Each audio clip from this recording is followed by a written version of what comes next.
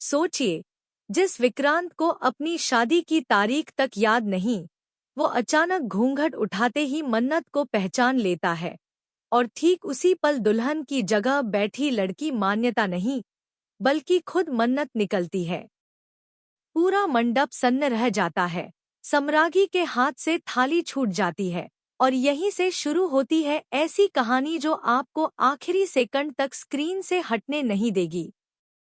मन्नत सीरियल में अब कहानी एक ऐसे मोड़ पर पहुंच चुकी है जहां हर किरदार अपनी सच्चाई छुपाने में लगा है, लेकिन सच है कि झूठ ज्यादा दिन नहीं टिकता। विक्रांत की याददाश्त भले ही चली गई हो, मगर उसका दिल अब भी मन्नत को ही पहचानने की कोशिश कर रहा है। हर बार जब मन्नत उसके करीब आती है, उसका सिर चकराने लगता है, जैसे दिमाग किसी पुरानी याद को बाहर निकालने की जिद कर रहा हो, लेकिन शरीर उसका साथ नहीं दे रहा। यही बेचैनी अब विक्रांत को अंदर ही अंदर खाए जा रही है। वो खुद से सवाल करता है कि आखिर हर बार मन्नत को देखकर उसे इतनी तकलीफ क्यों होती है, जबकि घरवाले कहते हैं कि मन्नत से उसका कोई रिश्ता ही नहीं।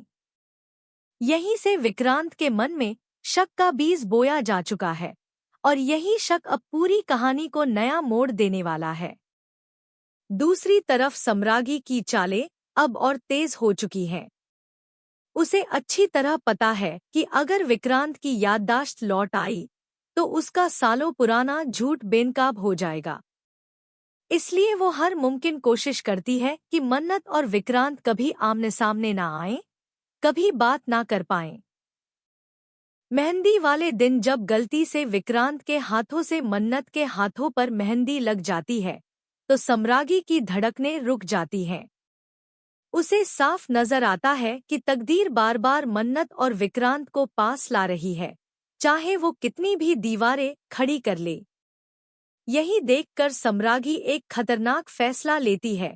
वो रातों रात विक्रांत की शादी मान्यता से करवाने की ठान लेती है, ताकि मन्नत हमेशा के लिए पीछे छूट जाए।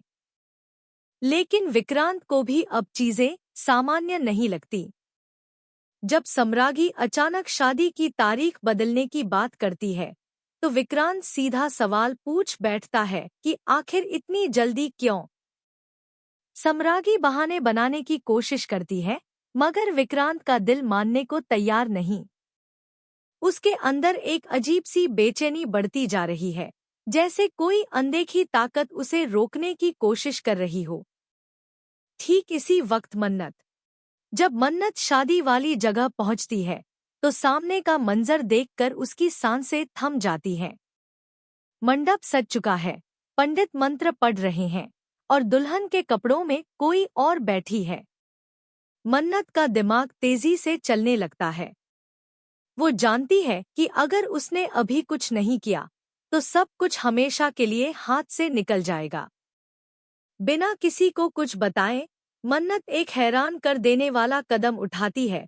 वो चुपचाप दुल्हन की जगह खुद बैठ जाती है, चेहरे पर घूंघट डाले, दिल में तूफान लिए। कोई नहीं जानता कि असली दुल्हन बदल चुकी है। फेरे शुरू होते हैं, पंडित मंत्र पढ़ते जाते हैं और हर फेरे के साथ मन्नत की धड़कनें और तेज होती जाती हैं। उसे डर है कि अगर सच सामने आ गया तो क्या होगा, मगर उसे यकीन भी है कि यही एक मौका है जब वो अपनी किस्मत बदल सकती है। ठीक तभी, जैसे ही आखिरी फेरा पूरा होने वाला होता है, विक्रांत के सिर में अचानक तेज दर्द उठता है। उसकी आंखों के सामने अंधेरा छाने लगता है और वो लड़खड़ाकर मंडप में ही गिर पड़ता है। पूरे हॉल में चीख पुकार मच जाती है। हर कोई हैरान रह जाता है कि आखिर अचानक ऐसा क्यों हुआ। सम्राज्ञी का चेहरा फक पड़ जाता है, क्योंकि वो जानती है कि यह कोई आम बेहोशी नहीं है, यह उसके झूठ के टूटने की शुरुआत है। ठीक इसी उथल-पुथल के बीच मन्नत का दिल कहता है कि अब छुपने का वक्त खत्म हो चुका है। पूरे मंडप में अफरातफरी मच चुकी है। लोग विक्रांत की तरफ दौड़ पड़ते हैं, कोई पानी लाने भागता है तो कोई डॉक्टर को फोन लगाने लगता है। सम्राज्ञी अंदर ही अंदर कांप रही है। क्योंकि उसे डर है कि अगर विक्रांत को होश आया और उसकी याददाश्त लौट आई, तो उसका बरसों पुराना राज सबके सामने आ जाएगा। वो बार बार दुल्हन बनी लड़की की तरफ देखती है, ये सोचकर कि कहीं कुछ गड़बड़ तो नहीं। मगर घूंघट के पीछे छुपी असलियत किसी को नजर नहीं आती। मन्नत का दिल जोर जोर से धड़क रहा है, हाथ कांप रहे हैं, मगर वो टस से मस नहीं होती। उसे मालूम है कि अगर अभी उसने खुद को रोक लिया, तो शायद जिंदगी भर का पछतावा रह जाएगा। कुछ ही पलों में विक्रांत को होश आना शुरू होता है।